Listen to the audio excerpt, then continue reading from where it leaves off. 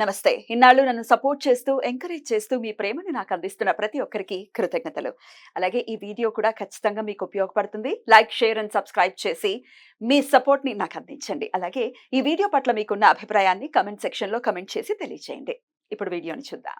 నమస్తే. Welcome to our channel. నేను పద్మిని. ప్రస్తుతం మనతో పాటు ప్రముఖ ఆధ్యాత్మికవేత్త, ఆస్ట్రోన్యూమరాలజిస్ట్, ఎనర్జీ వాస్తు స్పెషలిస్ట్, శ్రీ విద్య ఉపాసకురాలు శ్రీమతి జయప్రద గారు మనతో పాటు ఉన్నారు. మాట్లాడదాం. నమస్కారం అండి. నమస్తే అమ్మా. శ్రీమాత్రే నమః. బాగున్నారా? బాగున్నాం. 15 రోజులైంది మీరు వచ్చి, తెలుసా? గుర్తున్నామా మేము? గుర్తున్నా. నన్ను పద్మిని. అయ్యయ్యో. మీకు ఛానల్ ఉంది. Definitely. చాలా రోజులైంది మేము అవును. బాగున్నారు కదా? చాలా బాగున్నారు అన్న. రైట్. కాకపోతే ఇంట్లో కొంచెం పూజ వాటి వల్ల రాలేకపోయింది. తెలుసు నాకు. జయప్రద గారు, రాశుల వారి గురించి ఒకసారి మనం మాట్లాడుకుంటాం. కొత్త టైప్ ఆఫ్ సిరీస్ ఖచ్చితంగా చేద్దాము. ఏ రాశి వాళ్ళు ఎవరిని వివాహం చేసుకోవచ్చు అనేది, ఎందుకంటే కొంతమందికి జాతకాలు ఉండొచ్చు, ఉండకపోవచ్చు. ఒక్కొక్కసారి జాతక పొంతన కలిసిందండి, బోళ్ళు మనతో చూపించుకున్నాము, అయినప్పటికీ గొడవలు వస్తున్నాయని చెప్పే వాళ్ళు కూడా లేకపోలేరు. సో అసలు రాశి వారిగా చూసే పద్ధతి ఏమైనా ఉందా? ఏ రాశి వాళ్ళు ఎవరిని చేసుకోవాలి, ఎట్లాంటి జాగ్రత్తలు తీసుకోవాలి, ఈ విషయాలు మొత్తం అసలు 12 రాశులకి సంబంధించి ఒకసారి మీరు ఏమైనా చెప్పగలరా? తప్పకుండా చెప్తాం. ఎందుకంటే చాలా అవసరం కదా ఇప్పుడు. ఇప్పుడు కాలానికి చాలా అవసరమైనది. మనం జాతకము అంటే, ఒకప్పుడు జాతకం అంటే పొంతన ప్లస్ నాడి, తర్వాత నక్షత్రం పద్ధతి, ఇవన్నీ చూసుకుని చేసుకోవడం. ఎందుకంటే ఆరోగ్య సమస్యలు రాకుండానికి, సౌభాగ్యం బాగుండడానికి, భార్యాభర్త ఇద్దరు కలయిక ఉన్న ఆనందంగా ఉండడానికి, తర్వాత వాళ్ళకి సకాలంలో సంతానం, యోగాలు, అన్ని భోగాలు అన్ని అనుభవించడానికి బాగుండాలని చూసేవాళ్ళు లెక్కలు. కానీ ఆ రోజుల్లో చూసే పద్ధతి వేరు, ఈ రోజుల పద్ధతి వేరు. ఆ రోజుల్లో ఏంటంటే మనస్తత్వం ఎలా ఉన్నా అవసరం లేదు, కుటుంబం మంచిది అని అంటే ఆ ఇంట్లో వివాహం చేయడానికి సిద్ధపడేవాళ్ళు. సో అలా చేసుకుని నేను నేర్పించండి. చిన్నప్పుడు మా 40 ఏళ్ళ కిందట మేము మాకు చిన్నప్పుడు ఏం నేర్పించండి, నాన్న నువ్వు ఇప్పుడు ఏమైనా చేసుకో, అత్తగారింటికి వెళ్ళాక మీ అత్తగారు ఏం చెప్తా చేయాలి, మీ ఆయన ఏం చెప్తా చేయాలి, చక్కగా అలా నేర్పించేవాళ్ళు. అదే చెప్పేవాళ్ళు. మనం ఎన్ని ఆటలాడినా, ఎన్ని బంతి పాట పాడినా, మేము ఏం చేసినా మీకు అన్ని జరుగుతాయమ్మా, అత్తగారింట్లో మాత్రం మీ అత్తగారు వాళ్ళు ఏం చెప్తే అది చేయాలి అని చెప్తూ ఉండేవాళ్ళు. ఆ మైండ్ లో ఆ ఒక సీడ్ వేయడం వల్ల మనకి ఎప్పుడు కొన్నా కరెక్టే, అత్తగారింటి దగ్గర మన మార్పు ఈ మార్పు అనేది అలవాటు అయిపోయింది. ఖచ్చితంగా మారేవాళ్ళు.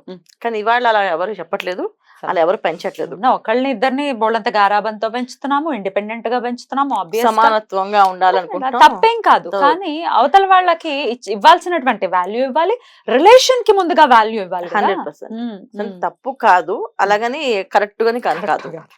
ఎందుకు అంటే అది ఒక విధంగా మనకి వాళ్ళ శాపాలుగా మారిపోయి, పిల్లలు పెద్దవాళ్ళే బాగా మెచ్యూర్ అని, కొంచెం వాళ్ళు మెచ్యూర్గా పెంచుదాం అనుకుంటే వాళ్ళు ఇంకొంచెం మెచ్యూర్డ్ అయిపోయి మన్నే దమాయించే తత్వానికి వచ్చేసింది. అందువల్ల కొన్ని మిస్టేక్స్ ఉన్నాయి.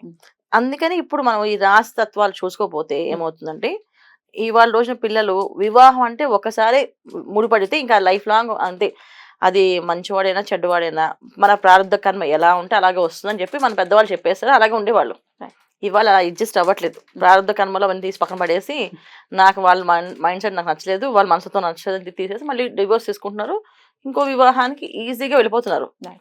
నెక్స్ట్ వచ్చే వాళ్ళలో కూడా మైనస్లు ఉంటాయి, ఏ మనిషిలో ఉండవు మైనస్లు ఉన్నా మళ్ళీ ఇంకోటి చేసుకుంటామని చెప్తున్నారు. అలా తయారయ్యారు ఇప్పుడున్న యువతి. అందుకని ఒకసారి ఆచితూచి మనం అడుగు వేస్తే. మరి ఏ రాశి వాళ్ళు ఎలాంటి జాగ్రత్తలు తీసుకోవాలనేది ఇప్పుడు ఒకసారి తప్పకుండా. మరి మకర రాశి వారు ఏ రాశి వాళ్ళని వివాహం చేసుకోవచ్చు, ఏ రాశి వాళ్ళని వివాహం చేసుకోవద్దు? తప్పకుండా మకర రాశి వాళ్ళు ఏ రాశి వాళ్ళు చేసుకోకూడదు అంటే, చేసుకోకూడదు అనే కన్నా ముందు వీళ్ళు కొన్ని విషయాలు మారాలి. ఎందుకంటే మకర రాశి వాళ్ళు చాలా మంది, మకర రాశి తత్వానికి ఏంటంటే శని భగవాన్ రాశది. సో అందుకని కొంతమందికి 30 ఏళ్ళ తర్వాత మెచ్యూరిటీ లెవెల్స్ వస్తాయి, కొంతమందికి చిన్నప్పటి నుంచి మెచ్యూరిటీస్ ఉంటాయి. అంటే వాళ్ళ జాతకంలో యోగాలు బాగుంటాయి, 100% చిన్నప్పటి నుంచి వాళ్ళు యాక్టివ్గా ఉండి ప్రతి విషయాన్ని క్షుణ్ణంగా తెలుసుకొని ప్రతిదీ పరిశీలన చేసుకొని చాలా జాగ్రత్తగా ఉండగలుగుతారు. కొంతమంది 30 ఇయర్స్ వచ్చే వరకు ఏం చేస్తున్నారో, అసలు ఏం చదువుతారో, అసలు ఏమవుతారో వీడు అనేది చాలా మందికి ప్రశ్నార్థకంగా ఉండిపోతుంది. సో వీళ్ళకి వివాహం 30 ఇయర్స్ అవుతే వివాహం అవుతుంది, చాలా బాగుంటుంది వివాహం. ఎర్లీగా అయితే ఒక డివోర్స్ అవుతాయి. అందుకని వివాహం చేసే విషయంలో కొన్ని జాగ్రత్తలు తీసుకుంటే బెటర్. 30 ఏళ్ళ తర్వాత వివాహం అవుతుంది, జనరల్ గా అంతే అవుతుంది. వీళ్ళు సెటిల్మెంట్ అంత లేట్ గా అవుతుంది వీళ్ళకి. ఒకవేళ ఎర్లీగా చేసుకోవాల్సి వస్తే చూసుకోవాల్సిన రాశి వీళ్ళు. అది కంపల్సరీ ఈ రాశి వాళ్ళని చేసుకోకూడదు వీళ్ళు. సో వీళ్ళు ధనస్సు చేసుకోకూడదు, కుంభాన్ని చేసుకోకూడదు, మీనాన్ని చేసుకోకూడదు. సో మకరానికి మెయిన్ ఏంటంటే ధనస్సు వాళ్ళకి శుభ్రత అవి నచ్చదు. ఉమ్. తర్వాత కుంభం. కుంభరాశి వాళ్ళు ఎందుకు చేసుకోకూడదు అంటే కుంభరాశికి జనరల్ గానే వాళ్ళ ఆలోచన విధానం వేరేగా ఉంటుంది, డిఫరెంట్ గా ఉంటుంది.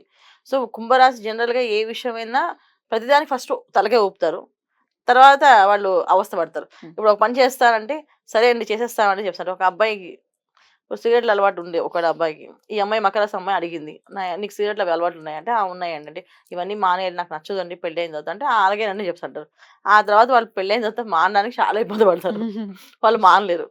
సో అలాగే అమ్మాయి వచ్చింది. ఇప్పుడు ఈ మకర రాశి అబ్బాయి నాకు మా ఇంట్లో ఇలా పద్ధతులు ఉంటాయి, ఇలా ఆచారాలు ఉంటాయి, ఇవన్నీ చేయాలి నువ్వు అంటే ఒప్పుకుంటుంది. తర్వాత చేయలేక ఇబ్బంది పడుతుంది, అవస్థ పడుతుంది. సో అలా అవస్థపడి ఆ రోజుల్లో అయితే అవస్థ పడేవాళ్ళు. ఈ రోజుల్లో ఎవరు అవస్థ పడుతున్నారు, నచ్చట్లేదు చెప్పి డివోర్స్ చేసేసుకుంటున్నారు. సో అందుకని వద్దని చెప్పేస్తుంది కుంభరాశి వాళ్ళని. మీనరాశికి మకర రాశికి ఎందుకు సెట్ అవ్వదు అంటే మీనరాశిలో ఉండే లక్షణాలు ఏంటంటే అబ్బాయిలు మెయిన్. సో వాళ్ళు కొంతమంది ఆధ్యాత్మికంగా జ్ఞానం కొన్ని విషయాలు బాగా చెప్పడంలో ఎనాలిసిస్ చేయడంలో ఉంటారు. కొంతమంది అసలు ఏం పట్టించుకోకుండా ఫ్యామిలీకి కూడా ప్రయారిటీస్ ఏమి ఇవ్వరు, వాళ్ళ పని వాళ్ళు చేసుకుంటారు. కానీ మకర రాశి వాళ్ళ అమ్మాయిలు పర్టికులర్గా పట్టించుకోపోతే ప్రతి విషయాన్ని ప్రశ్నిస్తూ ఉంటారు. ఆ ప్రశ్నించడం వాళ్ళకి నచ్చదు. ఎందుకంటే అక్కడ గురుదత్వ రాశి కనుక మీనరాశి జనరల్ ఎవరైనా ప్రశ్నిస్తే ఎవరికి నచ్చదు కదా. సో ప్రశ్నిస్తే వాళ్ళు నచ్చదు. సో అక్కడ అమ్మాయిలు అనుకోండి, ఇక్కడ అబ్బాయిల్ని వీళ్ళ సోంబేతత్వాన్ని వీళ్ళ బద్ధకాన్ని ఒక విధంగా చెప్పాలంటే కొంతమంది అన్ని పర్ఫెక్ట్ గా ఉండాలని మాట్లాడితే తప్ప వాళ్ళు చేసే పనులు ఏ పర్ఫెక్షన్ ఉండదు. అది వాళ్ళు నచ్చదు, వాళ్ళు భరించలేరు. దానికి కూడా వీళ్ళు ఒప్పుకోరు. అందుకని వద్దని చెప్పేది. ఏ రాశి వాళ్ళతో పడుతుంది వీళ్ళకి? మకర రాశి వాళ్ళకి మేషరాశి.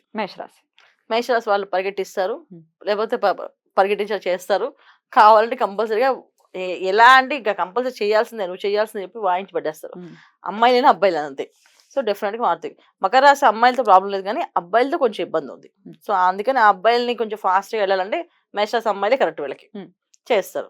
సో వృషభ రాశి వాళ్ళు మళ్ళీ చేసుకోవద్దు. మిథున రాశి వాళ్ళు కష్టమే వీళ్ళతో. కర్కాటక రాశి ఆటోమేటిక్ గా మోల్డ్ అవుతుంది కనుక చేసుకోవచ్చు. రైట్ అండి. ఆల్రెడీ మీరు ఇప్పుడు చెప్పిన రాశుల వాళ్ళని మేము ఆల్రెడీ పెళ్లి చేసుకున్నామండి, మరి ఎట్లా ఇంకొక ఆల్టర్నేటివ్ అంటే ఏం చెప్తారు? ఖచ్చితంగా వీళ్ళు మకర రాశి వాళ్ళు గణపతి ఆరాధన చేయడం వల్ల ఏంటి వీళ్ళకి ఆ జ్ఞానం అనేది పర్ఫెక్ట్ గా ఉంటుంది. ఎందుకంటే చాలా మంది మకర రాశి మాకు అన్ని తెలుసని అన్ని చెప్తారు. ఎందుకంటే మకర రాశి ఉన్న నక్షత్రాలు కూడా అలాగే ఉత్తరాషాఢ నక్షత్రం, రవి నక్షత్రము, ధనిష్ట నక్షత్రము, తర్వాత శ్రవణ నక్షత్రం, ఈ 3 నక్షత్రాలు పవర్ఫుల్ నక్షత్రాలే, కాదనట్లేదు. కానీ రాశి మకర రాశి అవడం వల్ల శని భగవాన్ వల్ల ఈ నక్షత్రాలకి anti combination. Correct. So anti combination వల్ల వాళ్ళకి మెచ్యూరిటీ లెవెల్స్ కొంతమందికి వస్తున్నాయి, కొంతమంది రావట్లేదు. సో దానివల్ల మీరు కామెంట్ పెట్టి అలా అన్నారంటే అనుకోకండి. ఖచ్చితంగా వీళ్ళు గణపతి ఆరాధన చేయడం వల్ల అనుగ్రహం కలుగుతుంది. ఎందుకంటే కుజ నక్షత్రం ధనిష్టకి.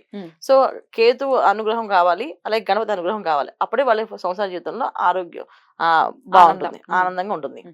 నెక్స్ట్ శ్రవణ నక్షత్రం, చంద్ర నక్షత్రం. సో మనసు ఎప్పుడు కూడా ప్రశాంతంగా ఉండాలి. సో దానికి గణపతి ఆరాధన చేయడం వల్ల ఒక నిలకడ వస్తుంది.